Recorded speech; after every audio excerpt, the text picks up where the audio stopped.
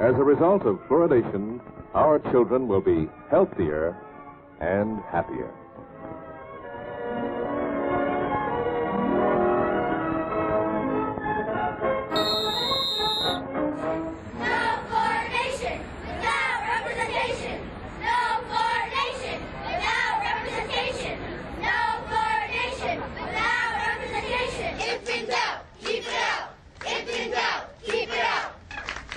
And now, Anotha Venugopal. My whole class decided to look into fluoride because we wanted to learn everything we could about it.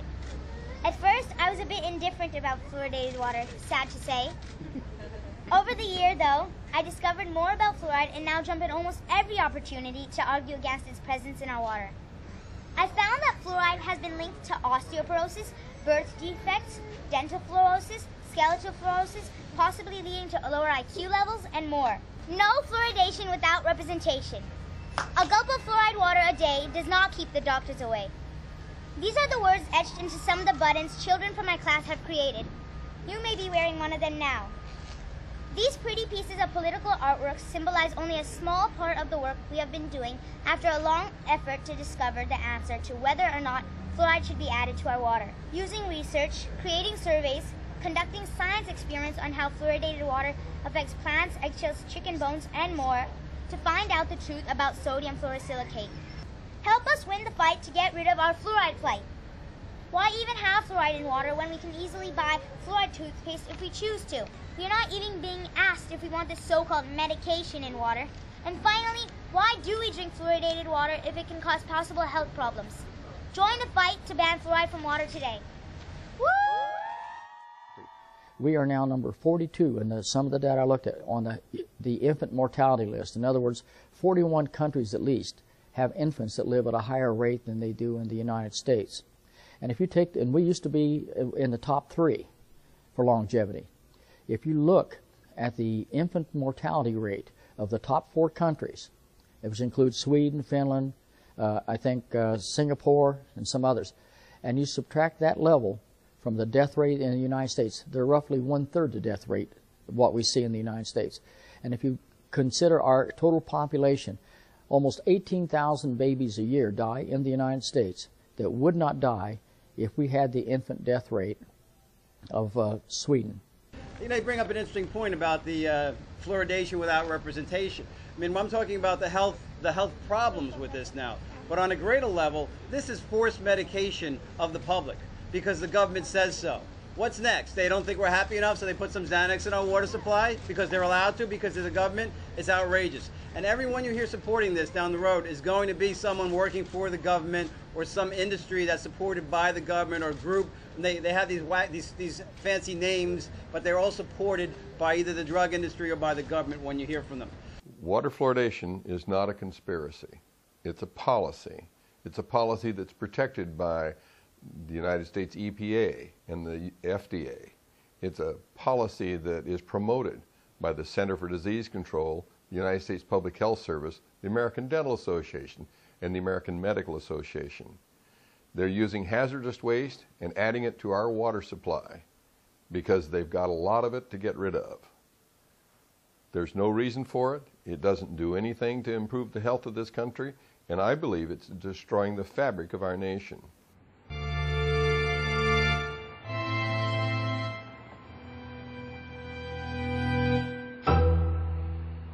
In April of 1985, I was in the hallway of the East Tower at Waterside Mall in Washington, and a friend of mine who was writing the Fluoride and Drinking Water Standard stopped me, and he was really, really frustrated because he was being told that he wanted to set the standard at 2 milligrams per liter. He thought that was easily justified, but they told him they didn't want it 2, they wanted it 4. He was called to the director's office and told that what he was going to do. So he had to go back and alter the scientific document to support a higher number. So it was originally intended to be half of what it is now. I found out after much investigation it actually should be much lower, and if we'll get to talk later about, I hope, about the National Academy of Sciences report.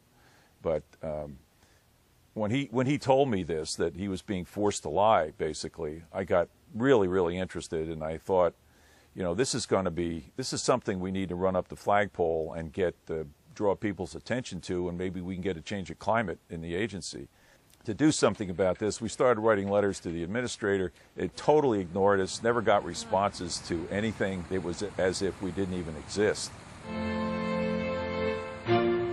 We became aware once we heard that the agency wanted to set the drinking water standard at 4 ppm. We started digging into this. We went to look at the criteria document that was to be the agency's scientific justification for that, and found out a couple of things. One, that it was written by a contractor. It wasn't done by EPA staff people. They had ignored quite a bit of the data on some critical toxicity points, not only the high incidence of dental fluorosis that would occur, but also mutagenicity, and there was some indications of carcinogenicity that were just not showing up in the criteria document. Dr. Carton and I went to see the head of the drinking water office at that time and asked that the people who wrote that criteria document come and give a seminar, very much like Dr. Yamianis had given us one, and to justify the conclusions that were in the criteria document. And the drinking water office said, "Oh no, we're not going to do that. There was a notice and comment period, and that's all closed, and this is a closed issue. We're not going to get into that." And so that started the long train of suspicion, which continues to this very day, about what EPA's complicity is in the National Program for Water Fluoridation. Well, one of the things that developed out of this finding that the agency wasn't going to really take a hard look at the science, we were contacted by the Natural Resources Defense Council, which had a lawsuit against EPA involving this drinking water standard. And they asked if we would write an amicus curiae brief to enter into that lawsuit. And they said, if you guys will write the science part, we'll take care of the legal part. And we said, well, absolutely. And so Dr. Carton did basically all of the scientific writing in connection with that amicus brief. Worked with the lady, Nora Chorover was the woman responsible for writing it. She was absolutely brilliant. And I worked with her to put together the amicus brief, which really very simply detailed the fact that the agency had not determined what dose people should be getting that would be safe. And we went through all of the logical arguments about how much people drink, you know, what is the lowest effect level, and all the things that they really hadn't determined. They avoided trying to give real specific information in the regulations so that they couldn't be held accountable, you know.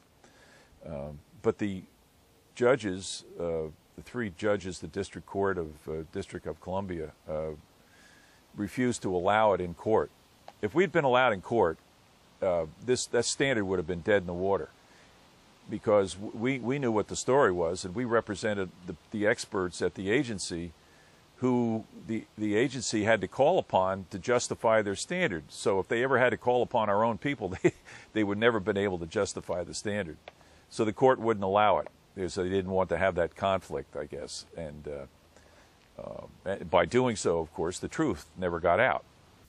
Well, EPA is fighting really hard to avoid getting in the way of the Department of Health and Human Services National Program for Water Fluoridation. They want to play the good federal soldier, and they don't want to take the political heat that would certainly come down on them if they came out and said, you know, the appropriate standard for fluoride is considerably less than 1 part per million. It would, if EPA did that, that would be the end of the National Program for Water Fluoridation, because you couldn't have the premier environmental agency saying one thing and the Department of Health and Human Services saying something else. Instead, what you got was EPA coming up with this phony 4 parts per million level, the so-called maximum contaminant level goal, as it's now called, as a health-based standard. And so now the proponents of water fluoridation since 1985-86 have been able to go around the country saying, well, look, EPA says 4 parts per million is perfectly safe. There's not a problem with that. So what's the big deal by putting, adjusting your level to 1 part per million? And so EPA is staying on the good side of the federal structure by doing that kind of thing.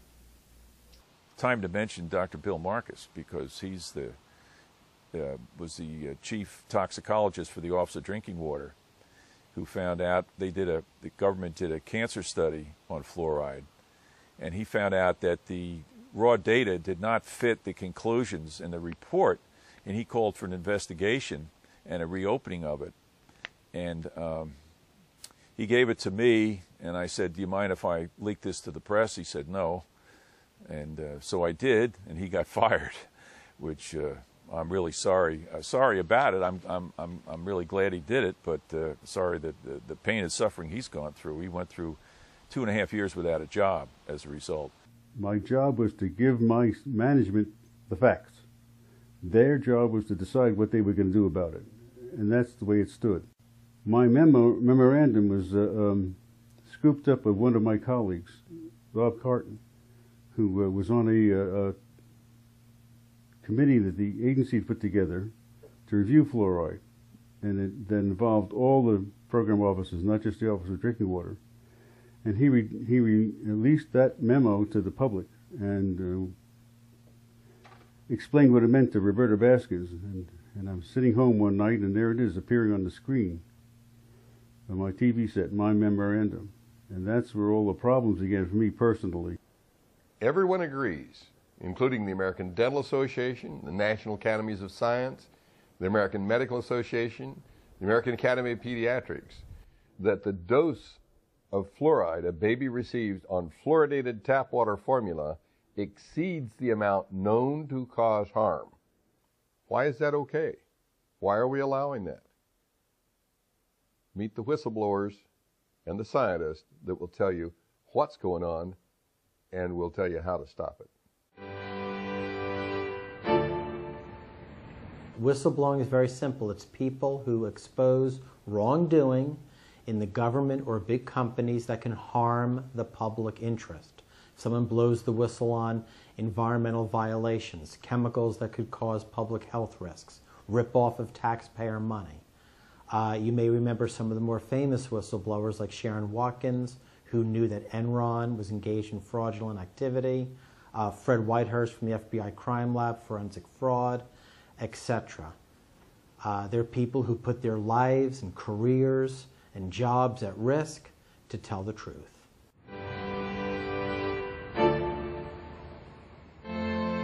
In about 1994, Dr. Marcus came to my office. He was about to be fired from the EPA, although he was an absolutely distinguished and long-standing scientist with unparalleled reputation and credentials. He showed me a memo he wrote on the fluoride issue that indicated that fluoride could have severe adverse health effects on people. And he had recommended additional research be conducted within the agency to make sure that the amount of fluoride that was added to drinking water was safe. And he showed me other documents that indicated that the agency was very upset with him for this recommendation and in fact had initiated its campaign to fire him. This document was properly prepared within the context of his job as a senior science advisor, meaning the highest level scientist within EPA who's non-supervisory. He's like the guru scientist you go to for the tough issues. And Dr. Marcus reviewed the literature, reviewed the materials before him, and set forth basic scientific facts in this document to his supervisors and said, we need to study this matter because if fluoride does pose a health risk, We have to monitor how much we put in the drinking water or if we should put in any at all. The agency decided that I did it on purpose and wanted to change public policy as an individual rather than going through the agency's procedures, which was totally untrue. And they decided that rather than deal with me on a scientific basis, they would find an excuse to fire me. The Inspector General went to great lengths to fabricate material to show that I was doing terrible things. They fabricated a time card and claimed that I had stolen time. The Inspector General was called in by the agency to try to develop a case against Dr. Marcus. It was an underhanded play. The IG should be investigating companies and polluters, not scientists, but they came in and ran an investigation that was a sham. We subpoenaed the Inspector General. We knew the investigation was a sham. And they called the investigator, the chief investigator, in from maternity leave. And she admitted, as we deposed her, she opened up the file, she carefully reviewed each document, and then put notes and other information into the shredder and destroyed them forever. Consequently, the role of industry in conspiring to destroy Dr. Marcus's career was covered up. Because we believe that this wasn't just an EPA attack, it was EPA doing the bidding of powerful special interests. The agency actually fired Dr. Marcus, its senior science advisor, its only board-certified toxicologist. They fired him. And we took it to trial, a full-scale trial for a number of weeks in front of a Department of Labor judge. He heard both sides and ruled down the line for Dr. Marcus. His memo was legally protected. The agency retaliated against him because he wrote a memo criticizing fluoride and calling for more research. And his termination was reversed. He was reinstated with back pay and damages for his loss of reputation. He received all attorney's fees and costs. The decision was upheld on appeal, and he was returned to work to the agency as its senior science advisor. The outcome was that I won my case because it was shown that all the charges they had made were untrue, with the exception of one, which was that I used the wrong pronoun. And when I had given testimony to help people who were injured by large corporations, I had used the term we, referring to EPA's activities instead of EPA. That should have been the end of it. They should have stopped harassing Dr. Marcus and started listening to their board-certified senior science advisor. The EPA did not fix the problem. They didn't suspend or fire the employees who had engaged in illegal retaliation. They remained in place. So when he was returned to work, the same managers who fired him, the same chain of command, was in place to continue harassing him. So we had to file a second lawsuit to force them to stop the harassment. And guess what? We had a full trial on the merits, and we won the second lawsuit. I do not know why the agency did what it did to Dr. Marcus, but I do represent whistleblowers, and I can tell you they went after Dr. Marcus with a vengeance, a vengeance. He was a board-certified toxicologist with years of seniority, one of the most respected the most respected toxicologist in the agency with an international reputation. And when he wrote that memo, they went after him like he was an enemy of the state. They just hammered and hammered and hammered. And they went way over the line by destroying evidence, obstructing justice. And even after we won the first case and was ordered reinstated, they went after him again. And even though there were 2 court rulings finding retaliation, They never touched or disciplined those agency officials involved. This case marks a black mark on the EPA and raises fundamental issues about scientific freedom and about fluoride and why this agency went against one of its most respected scientists on that issue. They went after Bill Marcus with a vengeance because he knows the answer to the toxicological question. Fluoride causes cancer. And they had to shut him up because it would destroy their policy. So what are these people doing?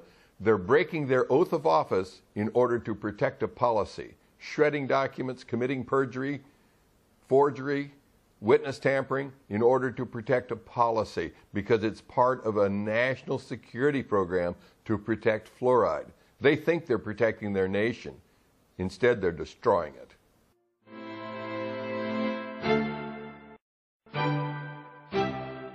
At the Environmental Protection Agency, we were given a mandate under the Safe Drinking Water Act to look at different compounds and determine what the safe level was in drinking water. Through the course of time, fluoride was one of the ones chosen. And as the senior scientist at the Office of Drinking Water at the time, to me, fluoride was just another one of these compounds. It came to our attention that there was a large study which showed that rats got cancer of the bone, and they got a very unusual cancer of the liver.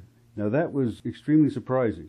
First of all, to produce cancer of the bone in rodents is never seen because the time that you have between the birth and death of a rodent is only 3.5, 4 years.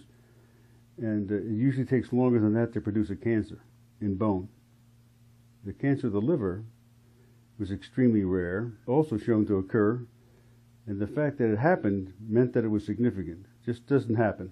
I wrote this memo in which I explained that I thought fluoride was a carcinogen and that we had as much evidence with the animal studies to show that it was a carcinogen than we had with any of the other compounds, and therefore should be treated as such.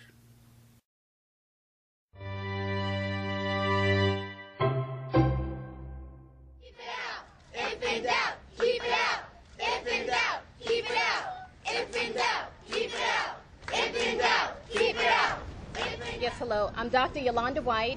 I'm a pediatrician, so I protect the health, safety, and well-being of children. So many kids have dental fluorosis now, which is a sign of chronic fluoride overexposure and toxicity. Those white stains in the teeth, they reflect a reduced mineral content. And it's not just children who are affected, everyone is affected, but even affects the unborn child because fluoride can cross the placenta and it can cross the blood-brain barrier. And when it does that, it can lower IQ and even affect other neurodevelopmental outcomes. So this is very serious. I became interested in the issue of disproportionate harm to minorities from fluoridation for several reasons. First of all, as a public health professional, I had done some minority health work in my career. I also saw in a publication called Morbidity and Mortality Weekly Report from the CDC, in 2005, they had some information that they shared. Buried in the back of this study that they published was a little table, and it showed that Black Americans and Hispanics had disproportionate amounts of dental fluorosis. And I was intrigued by this and disturbed by it, actually.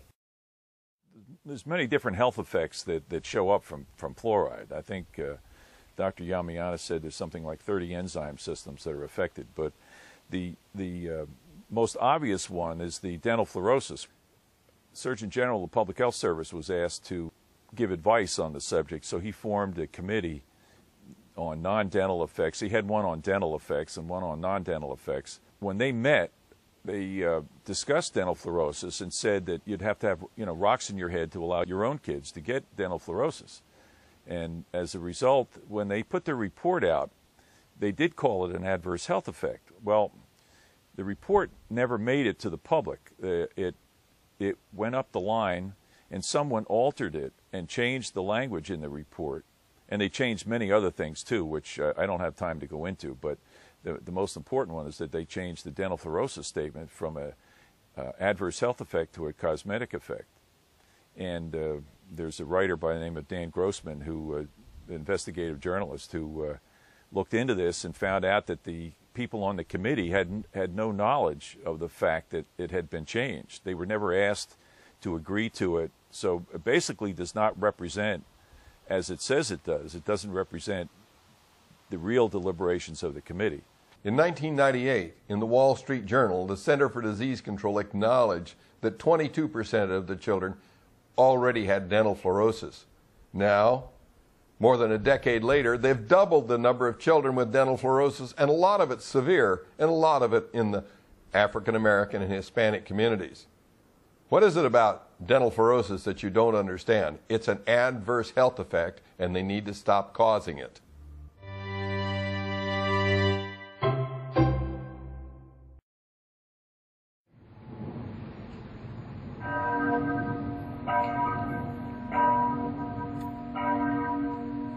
In Atlanta, Georgia, a number of civil rights leaders have stepped up to the plate to fight silicofluoride in the drinking water. It's a civil rights issue. You have injury to their children, they're fighting it because they don't want their children to be injured by silicofluoride any longer.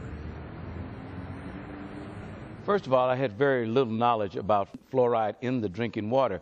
As most people in the African American community, we are not familiar with this. Most are still not familiar. But a friend of mine named Laura Seidel, who's very much involved with Captain Planet and many of the environmental issues around the country, called me and asked me would I meet with a man named Daniel Stockton and another person from the Lilly Center. So myself and Ambassador Andy Young met with them, and we looked at much of the information. We looked at what fluoride was doing to the teeth. We heard a lot of the information about this particular ingredient in our water and in our toothpaste. So consequently, we began to do a little more research on it, and we wanted to know how did it disproportionately impact on the people that we're called to serve in the African American community. As a public health person, I knew that the black community and Hispanics and other minorities are disproportionately harmed by kidney disease and diabetes. Yet those were two of the populations that the National Research Council said were susceptible subgroups, particularly vulnerable to harm from fluorides. Then on top of it, I found, of course, and we've all known this, and a lot of folks in public health know that minority communities often have a poorer nutritional status. So when you add poor nutrition with added fluoride, the effect gets magnified of the harm from fluorides. We are chemical systems. Toxins have such a huge effect on human behavior. And it's really important to understand this because the silicofluorides increase the absorption of the toxins. Lead levels absorbed by blacks in the United States are higher than lead levels absorbed by whites. A survey of children's blood lead, that's called the National Health and Nutrition Evaluation Survey data set, counties over 500,000 population, big cities. And if you look at this chart, you'll see that these are the blacks, these are Hispanics, and these are whites. And this is where there is no silicofluoride in the water, and this is where there's silicofluoride in the water. And you'll notice that there are two things that are going on. First of all, the blacks have higher levels of their lead than the whites, and where there's silicofluoride, there's higher level. But there's a third thing, which is the difference between these two graphs is bigger for blacks than it is for whites. Cholesterol, cardiovascular diseases, these are diseases which disproportionately impact the African American community. A lot of times it's because of diet. A lot of times it's because we get the information on health later than many other communities. So this is one we want to be the headlight instead of the tail light when it comes to the water that we drink. So this is why, and particularly in the South, because it is so warm, the humidity is so high, we tend to drink a lot of water. And so we need the best level of safety in our drinking water as possible. And don't forget, we also bathe with fluoridated water, and skin absorption studies have not been done. Fluoride is a toxin, and toxin is another word for poison. And how do we know this? Well, the CDC has a toxicology profile for fluoride. And not only that, but the EPA also has established reference doses for fluoride, which is only done for toxic substances. I found this water. There's some waters that are available out there today And for instance, this is a bottled water that is sold for use in preparing milk formula and for babies. And the thing about it is that if you happen to be someone who can't afford to buy this bottled water, perhaps you're a member of a minority community who has a lower household income, what are you supposed to do? Do you not count? Do you not matter? Does your babies not matter? So I saw a whole series of issues, particularly about disproportionate harm to minority communities. And this really pricked my conscience, and I couldn't be quiet about it. And that's why we really began to reach out to members of the black community and Hispanic community to talk about harm from fluoride. We're finding out that babies who drink formula that's been mixed with fluoridated water, they're actually receiving the highest dose amongst all of us. So therefore, they're at highest risk. And this is while their bodies are still developing and still forming. And this is despite the American Academy of Pediatrics policy statement that warns against fluoride in children under 6 months old.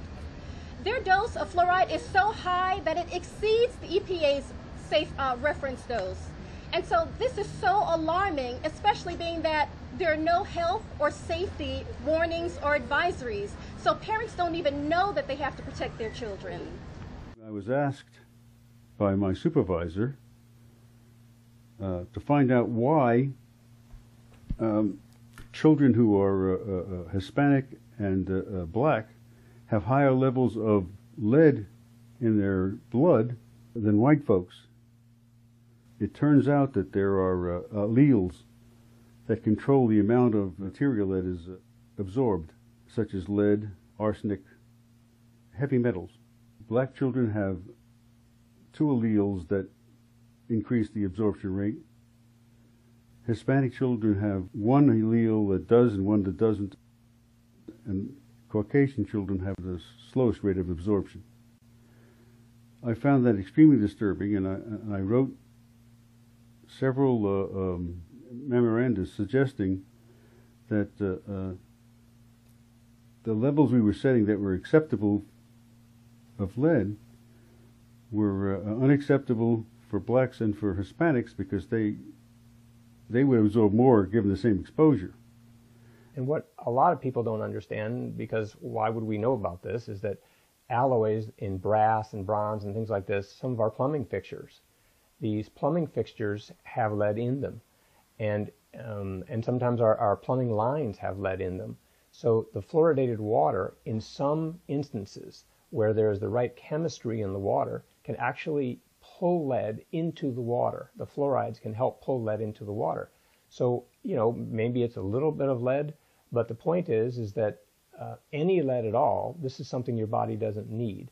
It's been stated to me that if we come out and speak about these issues in terms of fluoridated water and the impact, that there might be people in higher up positions that might become somewhat angered, disgruntled. People might say that they don't have all of the facts, and I wouldn't argue with that. We don't have all of the facts, but they said that if you begin to speak out against this, it might get a little heat might be put on you. And I said that if you can't stand the heat, you need to get out of the kitchen. And I think that that's quite important, that for those of us who are beginning to try to understand this, that we raise the pertinent issues that can improve the lives of our children and those that we're called to serve. To understand how it is that lead or silicon fluoride should affect behavior and change the way we behave or think, you have to understand how the brain works just normally. We know there are some people who have learning disabilities of particular kinds, and that has to do with some part of that system really does not function normally. But let me just talk about the basic pattern of the system. You have these neurons or brain cells, and each one, when a current comes through, or an impulse comes through, when something is released across that membrane, at the other end of the receptor cell, it's called the receptor, it's the equivalent of putting a plug in a wall plug, because when a chemical gets into this receptor, it fires the same impulse that was coming down to that previous cell. If you have some lead in there, it can block the transmission, like putting chewing gum in a light socket. Lead interferes with dopamine, which interferes with learning, and then you have effects on brain size, then you have lifelong effects. And if these effects are worse for poor children than for rich children, and I've got statistics that's the case, because poor children have less calcium in their diet. Lead and calcium have both the same electronic charge. They're divalent cations. They've got an electric charge of 2 electrons. So that you have a particular place in a protein, and there's supposed to be a calcium there. If there's no calcium, the lead can stick there, change the shape of the protein. The protein doesn't work. So there are a number of different pathways. I don't understand any of these fully. I may be wrong on one or more of them. But there are so many different pathways by which lead and the use of silicofluorides harm young children. We can't get rid of all the lead in the environment very easily, but we can easily get rid of water in the silicofluoride in the glass the child drinks. All we have to do is at the water company turn the knob off. That's not very hard. Why has the public health community and why has the medical community and the fluoridation, the supporting community, why have they not actively shared with minority communities the whole story about fluorides? If fluorides are so safe and good in mom's apple pie and all American, then certainly they would stand up to some kind of scrutiny and closer examination. But when I began to address minority health departments in government agencies, for instance, in the state of Tennessee, I was told that the minority health folks would not talk to me anymore. And then we began to approach this issue with the Centers for Disease Control and other places around the country. And over and over and over again, we found out that when we posed the question about how do we reach out to the black community, how come the black community hasn't been told, the leaders of the black community, etc., we got silence or they changed the subject. Even United States senators and representatives wouldn't pursue this subject. It's one of those things that nobody wants to touch with a 10-foot pole, because the facts are minorities are disproportionately harmed by water fluoridation and other fluorides from other sources. We as a people must be concerned about the welfare and the health of all people. There are certain issues that tend to get swept under the rug. We've got to lift the rug, look at these issues for the good of the people. One of those is fluoridated water and what's in water. And we've got to, in some way, get all of the research necessary and remove it if it is detrimental. I tend to believe that it is harmful. So if we're to make a difference, we've all got to come together. We've got to come together as parents. We've got to come together as clergy. We've got to come together as science. We've got to come together as legislators and medical profession. We've all got to come together. And if we all can come together around this issue, we can find out where the truth is. And if we can find out the truth, then we can make a difference. And I think that that's what we're all called to do. I think everybody in this, whether they're on one side or the other on the issue, we're all concerned about how do we become a healthier people who can really have a beautiful smile like this. There is very little information that is made available to members of the minority communities. And let's be honest about it, there's perhaps less access to computers, or maybe less access to the internet. And maybe there's issues with second languages and primary languages. So my concern was, we're all Americans, and it seems to me that all Americans deserve to hear the whole story about fluorides, not just the benefits, but what about how this affects members of the black community, or Hispanics, or American Indians, or other or Asians. So we began to push this story, and over again we met with resistance. The good news is the thing is cracking open now. Members of the Hispanic community and the black community have been given this information, and they're waking up to it and saying, this is just not right. What are the people in our community supposed to do who can't afford unfluoridated water? What are they supposed to do if they can't afford to fix their teeth from the damage that fluoride causes to their teeth? Some things just need to go away. Fluoridation is one of them.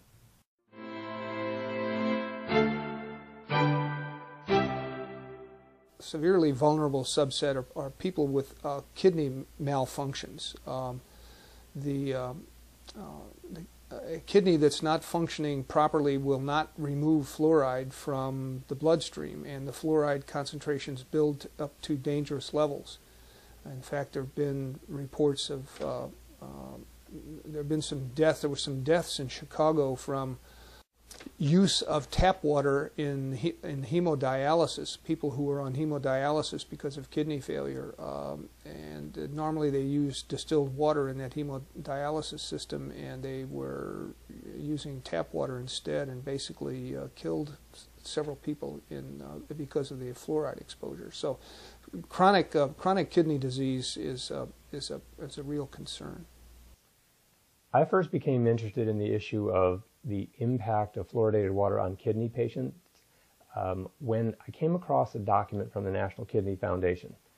It's a pretty old document, and I was concerned about the fact that the National Research Council had said that kidney patients and diabetics were what they called susceptible subpopulations that are especially vulnerable to harm from ingested fluorides.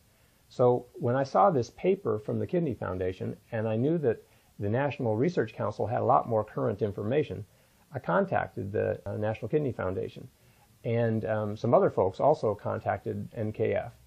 And it was a very interesting thing to watch as this whole thing unfolded, because I visited a dialysis center and I talked to physicians and I talked to kidney patients.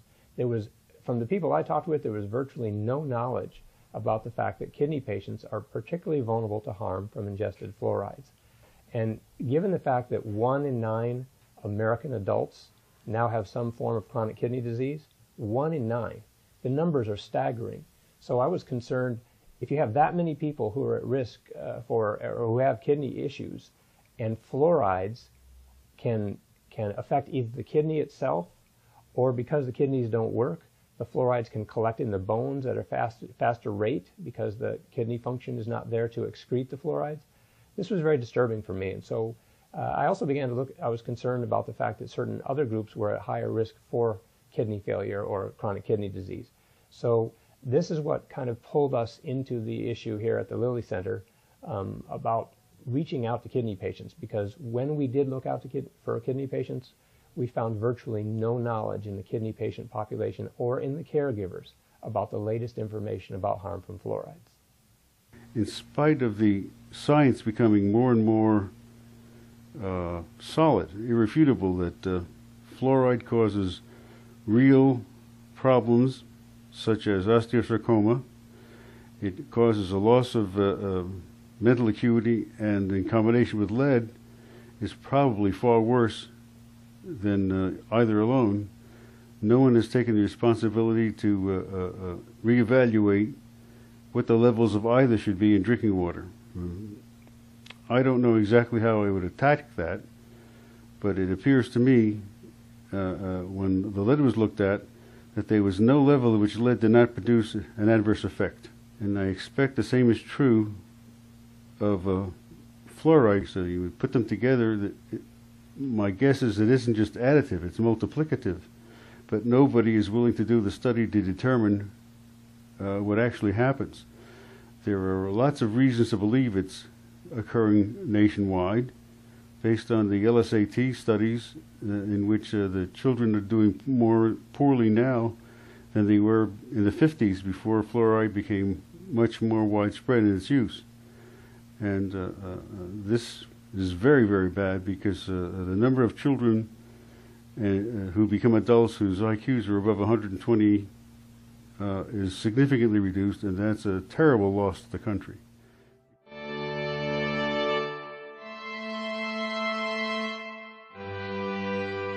From a legal perspective, there are a number of questions that come to mind. One of them is the question of who holds the legal liability for the injuries that result from fluoride exposure. And obviously, one of the obvious, in the legal context, defendants, or one of the obvious parties that holds liability, are those water providers that have decided to put fluoride into the water and expose the population to fluoride and therefore to the harmful effects of fluoride. Certainly the water providers are a potential defendant or a potential party with liability in this context.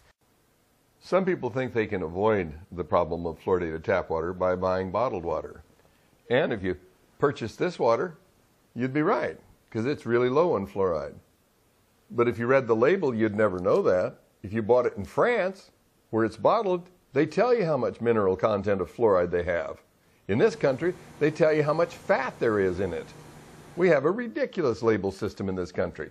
And if you happen to buy this water, it's the same as your fluoridated tap water. But it still tells you about the fat and the sugar. We've got ridiculous labels. But you can't avoid fluoride by just watching your lips, because aren't you going to go to a restaurant and have coffee? Aren't you going to take a shower? It goes right through your skin. You can't avoid it. And if you just protect your own lips, the baby still ends up poisoned. That's not appropriate, I don't think. Babies drink a tremendous amount of fluoride, much more than was ever needed or ever recognized as being to an advantage as far as tooth decay. And I think the studies are showing that even that's questionable, whether or not fluoride reduces tooth decay at a significant amount to make it worthwhile for all the money we put into paying people to put fluoride in our water.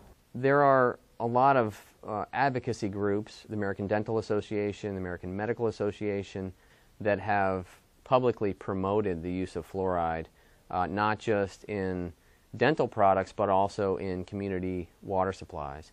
And so those parties that may have been engaged in the promotion without discussion of the negative harmful side effects and the risks associated, they may also face some criticism and possibly legal liability ultimately for the harms that have come out of the use of fluoride.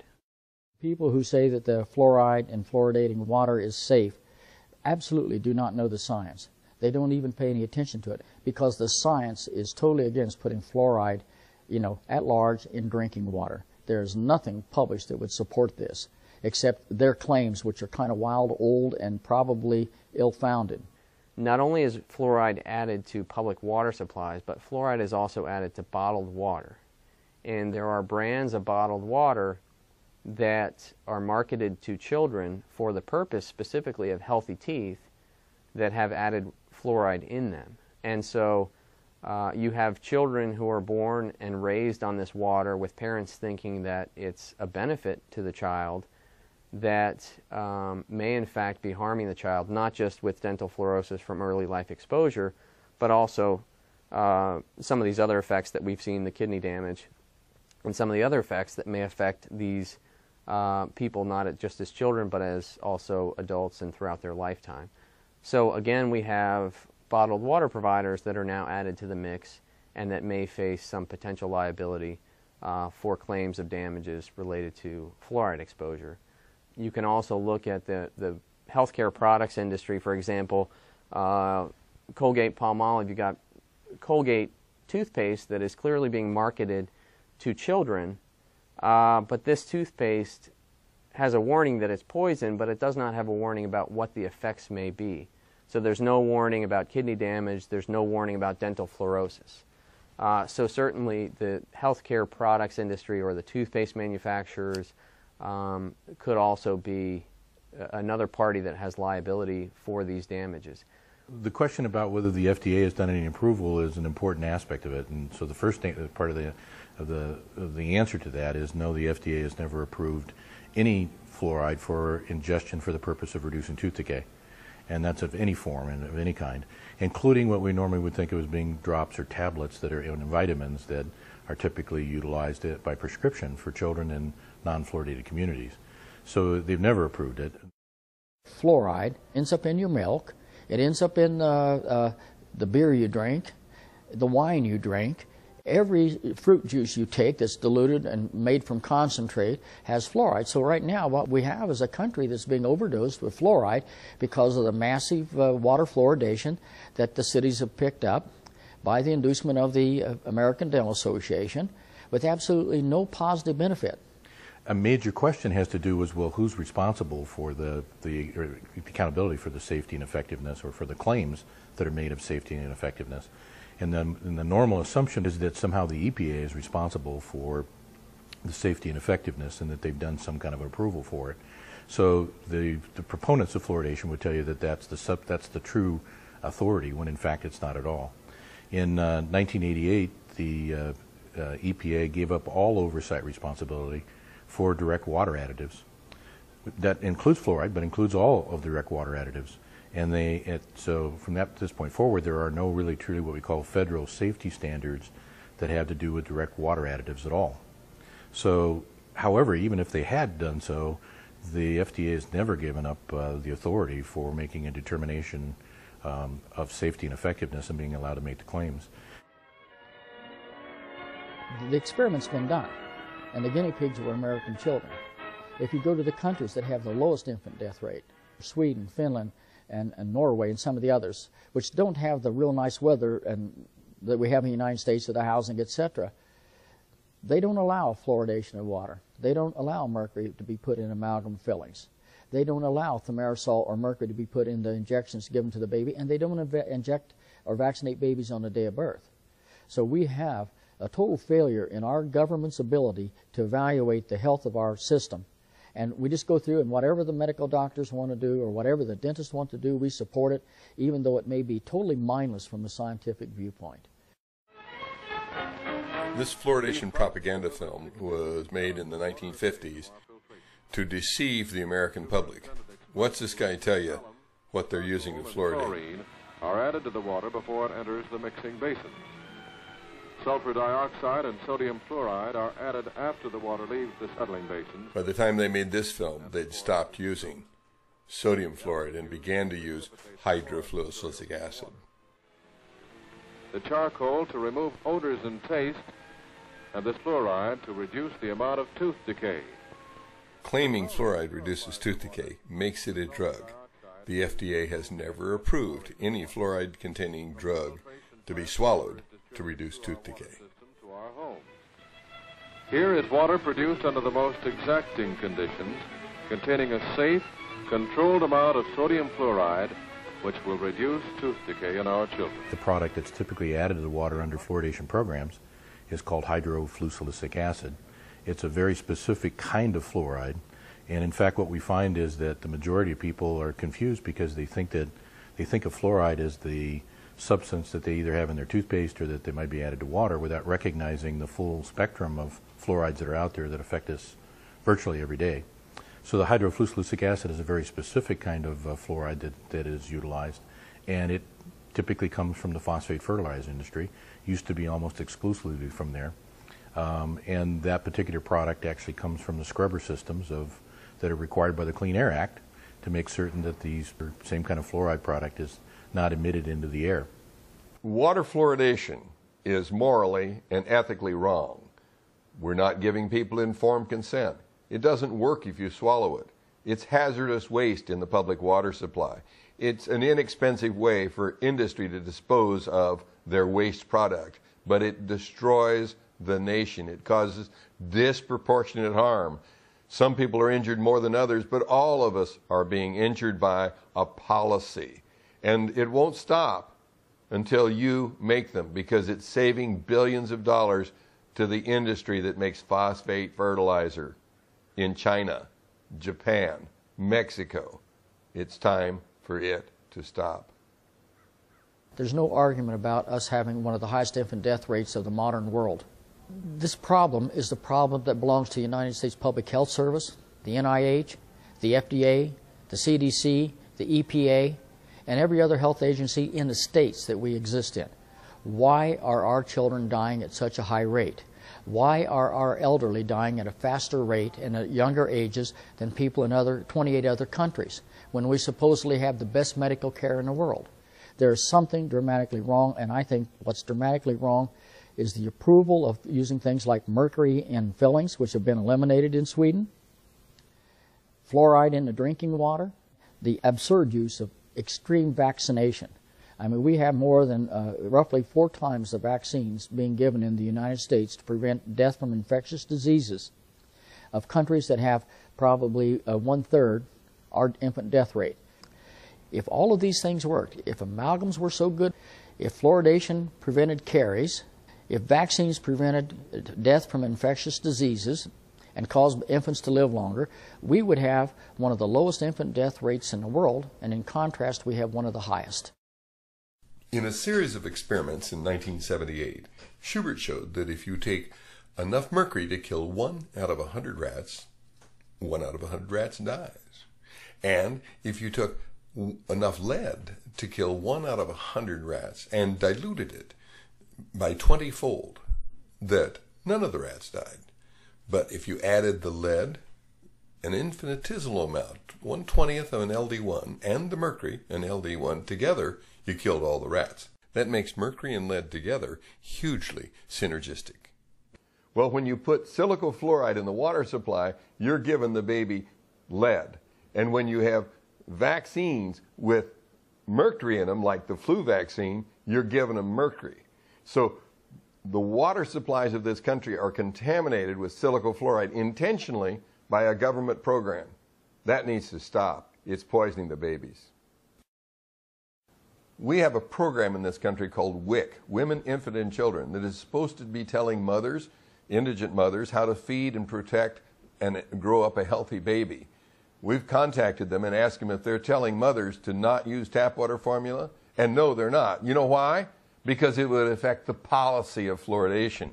These women need to know they're poisoning their babies, and instead, the very people you're paying to educate that woman are protecting a government policy. That needs to change right now. When children are born, they definitely have right to life. And we have the highest infant death rate, that's from 0 to 12 months of age, and we have one of the highest infant death rates from 1 year to 5 years of age. What are our children dying of? And this should be something that everyone should be able to agree on and fight against. We need to eliminate this and the causes. And if you look at it, the major cause of death, poor nutrition and intake of toxins. And we're seeing that at a full rate in this country. We need to get into a major reevaluation of the ability of our health agencies to do their job. They're breaking us at the government level. They're making people sick. Our Medicare, our care of children, the insurance costs, etc., are going through the ceiling. And here we have our health agencies inflicting major levels of toxins on us. And Congress does nothing about it. We have to make this a major political issue, a major voting issue, and it's not a Democrat or Republican issue. It's an issue of how do you help American children live. Exposing a child to chemicals in the first 6 years of life that will harm that child's learning capability, self-control, and have effects on his brain function that are lifelong. To permit that to happen when you know it's happening, and not to interfere by stopping the use of something like silicofluoride, which makes it worse, is immoral. It is evil to harm children by poisoning them in the first 6 years of life once you know you're doing it. It wasn't evil to start putting silicofluoride in the water. We were getting rid of a toxic chemical that was a side waste product from weapons-grade uranium, which just made America win the Second World War and saved literally hundreds of thousands of lives in invading Japan. I don't want to pretend that I can rewrite history. The critical thing is that once you discover that there's something you can change at relatively low cost that will help millions of human beings, you have an obligation to do it. So if we don't end water fluoridation now, we're going to continue to put children in harm's way. And we're also going to hurt pregnant women, senior citizens, individuals with other health conditions, African Americans, other minority groups, poor populations, and other people who deserve and who require fluoride-free water and who cannot afford to purchase a high-end reverse osmosis water filtration system or other kind of water system that can help to reduce the fluoride. And also, we need to get to the root cause of cavities, which are sugars and starches left on the teeth. We need to improve access to dental care and make sure that dental visits occur every year and dental cleanings occur twice a year. This is how we control cavities. It's not through fluoride. We don't have a knowledgeable, scientific-based government health program overall. They're not looking at science, because you cannot look at science and say it's okay to put two of the most neurotoxic, cellular toxic elements, fluoride and mercury in the body and say it's okay. And they defend them. Our FDA has bent over backwards defending the use of fluoride and mercury, and they should be the ones out checking. Instead of that, it's citizens group who are activists who know a little bit of science that do this. And we really need to get some support, and we need to get some support from Congress. The real problem is Congress just seems unlikely to do this because the lobbyists from these major corporations, the pharmaceutical firms, the fluoridation firms, the dental amalgam firms, can go and pay money to Congress to keep them and have them ignore this problem. We need to fight that. We need to get a citizens activist group together to turn this over. I can think of no better way to destroy a nation than to spread toxic substances far and wide. In the 70s, we learned just how bad lead was for it after we've been exposed for more than 50 years. Now we're adding silicate fluoride to the public drinking water, and that sucks lead into the bodies of the children. We have babies that are dying. 17,900 more babies die annually in the first year of life than they should, or would otherwise if we protected the water supply. Why? We inject them on the day of birth with thimerosal, methylate, ethyl mercury. And then we put silicate fluoride in the tap water formula that they drink, which sucks lead into their bodies.